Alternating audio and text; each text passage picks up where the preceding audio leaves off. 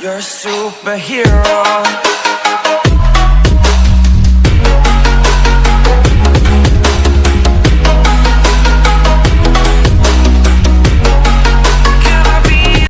Okay, once again, welcome back to Diambert English Medium Group Tuition. And last time we had gone through chapter number 8, motion. हमने last time motion chapter पढ़ा था, ठीक है। और motion में हमने क्या समझा था? मोशन में हमने समझा था uniform motion and non uniform motion. Uniform motion में क्या होता है? जो इक्वल टाइम इंटरवल में इक्वल डिस्टेंस ट्रैवल करता है, दैट इज यूनिफॉर्म मोशन। तो नॉन यूनिफॉर्म मोशन हम किसको बोलेंगे? जो इक्वल टाइम इंटरवल में अलग अलग डिस्टेंस ट्रैवल करता है, उसको बोलेंगे नॉन यूनिफॉर्म मोशन। और उसके बाद तुरंत हमने समझा था वेलोसिटी एंड स्पीड। स्पीड माने डिस्टेंस अपॉन टाइम, स्पीड माने डिस्टेंस अपॉन टाइम, यानी हमें किसी का भी स्पीड अगर फाइंड करनी है, then we are just making division of distance to the time. Okay, जैसे कि समझ लो कि भाई अगर किसी चीज ने 1 घंटे में 5 किलोमीटर डिस्टेंस ट्रैवल किया है, तो उसकी स्पीड हो गई 5 किलोमीटर पर आवर। ये तो बात समझ में आ गई। नॉन यूनिफॉर्म मोशन के बारे में बात करते हुए हमने ये भी बोला था कि जैसे हम रोड पे निकलते हैं, रोड पे जब हमने व्हीकल लेके निकला तो कई बार क्या हो, रोड अगर ब्लैंक है, खाली है, कोई भी नहीं है रोड पे, तो हमारी स्पीड बढ़ गई और अचानक से गाड़ी आ गई तो हमने ब्रेक मार दी। तो समझ लो इस तरह से केस में क्या होता है, स्पीड प्लस माइनस होती है। ऐसे किस्सों में क्या करेंगे, हम स्पीड को एवरेज स्पीड का नाम देकर ढूंढेंगे।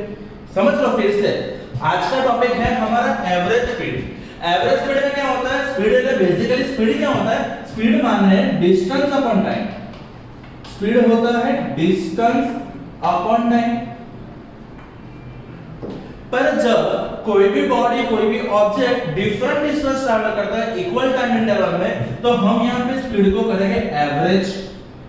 तो वो बन जाएगी हमारी एवरेज स्पीड। जैसे कि समझ लो कि हम घर से निकले, पहले 5 मीटर हमने 10 सेकंड में ट्रैवल कर दिया, फिर दूसरा 5 मीटर हमने 15 सेकंड टाइम ले लिया, फिर तीसरा 5 मीटर हमने 5 सेकंड में ट्रैवल कर दिया। तो समझ लो यहाँ पे क्या हो रहा है, नॉर्मल स्पीड हो गई। यहाँ पे स्पीड थोड़ी कम हो गई क्योंकि टाइम टेकन ज्यादा है। यहाँ पे स्पीड ज्यादा स्पीड में होगा तो ये, तो समझ लो यहाँ तीनों इंटरवल में क्या होगा, तीनों इंटरवल में टाइम तो सेम ही, अरे डिस्टेंस तो सेम ही है, पर टाइम टेकन का अलग अलग है। तो ऐसा किस्से में हम क्या करेंगे, डिफरेंट स्पीड के किस्से में हम we are going to find average. समझ, अगर आपके 3 एग्जाम हो रही है, प्राइमरी यानी पहले एग्जाम, दूसरे एग्जाम, तीसरे एग्जाम, तीनों में आपके 90% आए, 90 तो आपका ओवरऑल परसेंटेज, एवरेज परसेंटेज क्या होगा 90। पर ऐसा नहीं होता, कई बार क्या होता है, जैसे कि पहले एग्जाम में आपके आ गए समझ लो 85, दूसरे में आ गए आपके 88, तीसरे में आ गए आपके 86। तो हम क्या करेंगे, तीनों का एवरेज निकालने के लिए क्या करेंगे, total divide by number.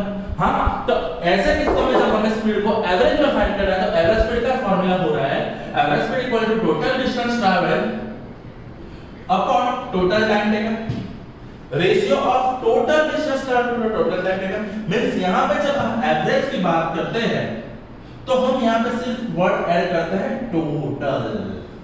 Total L का नहीं, total distance travel upon total time taken, total, okay, यानी total distance upon total time.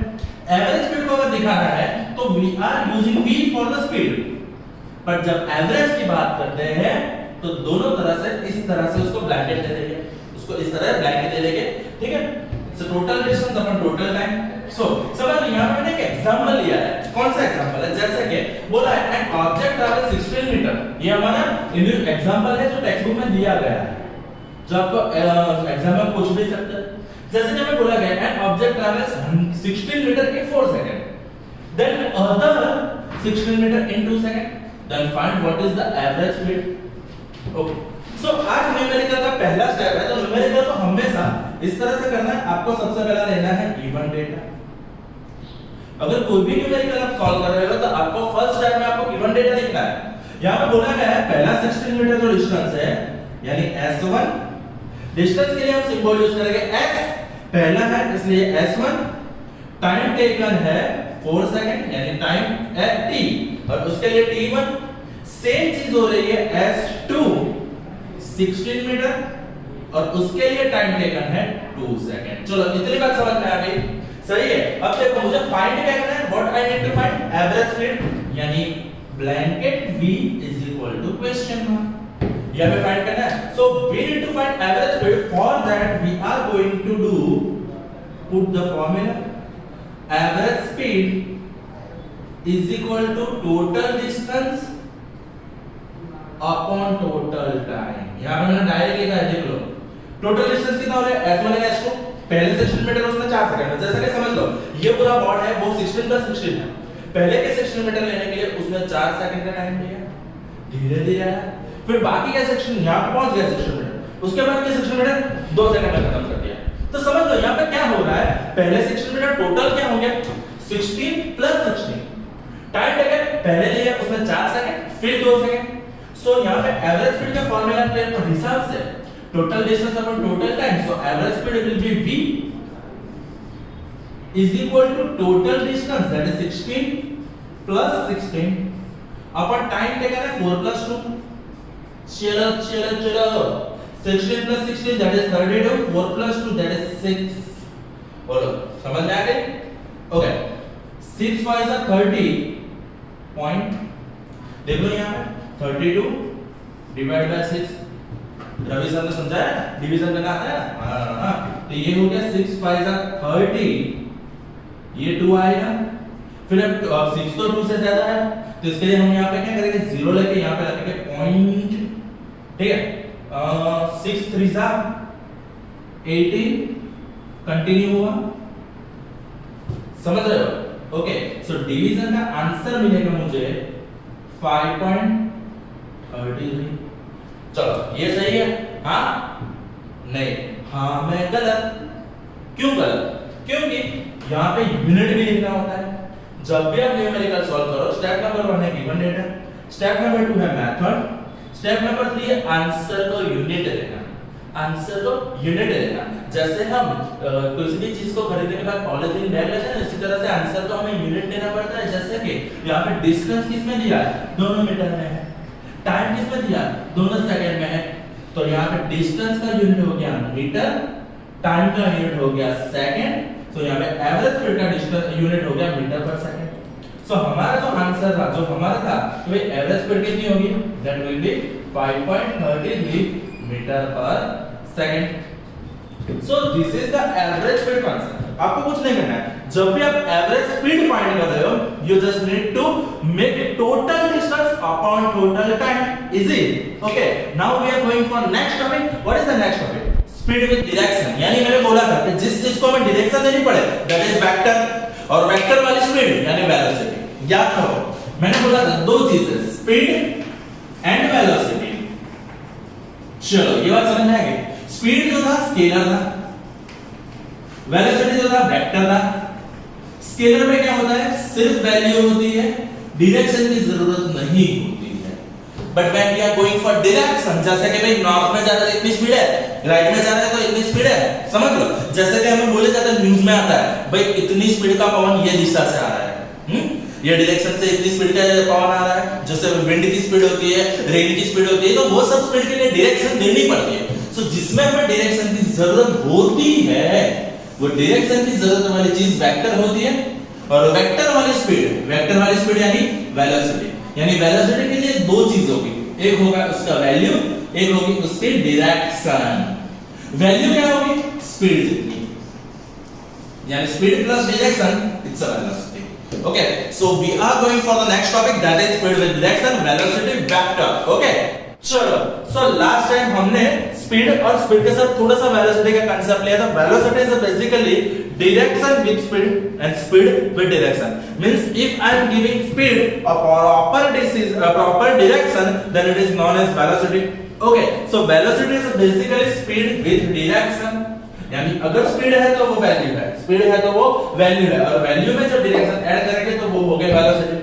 So velocity का कांसेप्ट होता है कि उसमें हम वेलोसिटी को कैसे चेंज कर पा रहे हैं।